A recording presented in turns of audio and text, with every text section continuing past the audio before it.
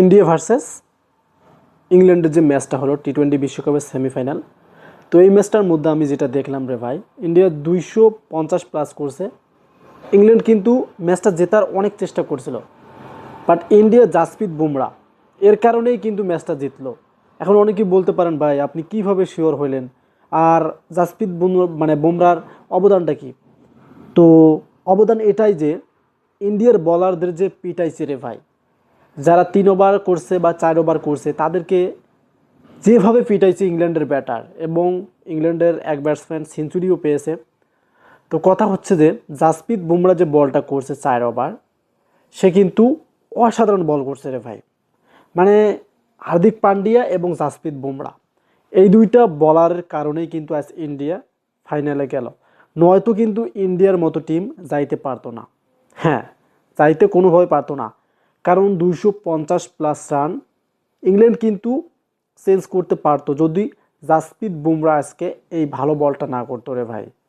ইন্ডিয়ার প্রত্যেকটা বলারকে যে পিটাইছে, মানে যারা খেলা দেখেছেন তারা তো বুঝছেন যে আসলেই এগুলোই হচ্ছে ক্রিকেটের টিম। কিসের বাংলাদেশ, কিসের আফগানিস্তান, কিসের পাকিস্তান, কিসের জিম্বাবুয়ে, এগুলো কোনো টিমের মধ্যে পড়ে না রে ভাই। টিম তো হচ্ছে এগুলো ইংল্যান্ড আর ইন্ডিয়া। এটা যে খেলা হইলো, মানে আমি আমার লাইফে এরকম খেলা কখনো দেখিনি, যে আসলে ভাগে ভাগে লড়াই, এটা কিন্তু ভুল।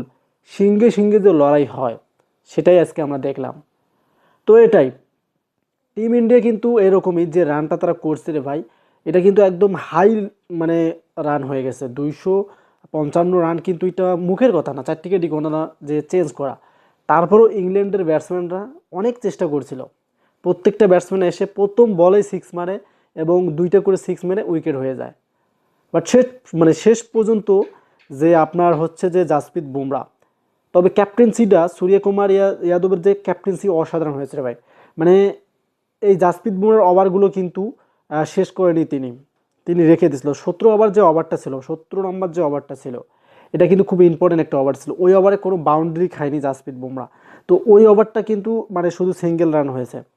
ওই ওভারটার কারণে আজকে ইন্ডিয়া কিন্তু ফাইনালে উঠে গেল। তো কংগ্রেচুলেশন টিম ইন্ডিয়া। তো আসলে খেলাটা অনেক ভালো লাগছে, কারণ এরকম খেলাও দেখতে কিন্তু অনেকটাই ভালো লাগে, যে সিঙ্গে সিঙ্গে যখন লড়াই হয়। টিম ইন্ডিয়া দেখেন রে ভাই 255 রান করে ফেলছে, আর সেটাও দেখেন টপ কাভার চেষ্টা করছিল ইংল্যান্ড, দেখতে পাচ্ছিলেন, মানে অসাধারণ।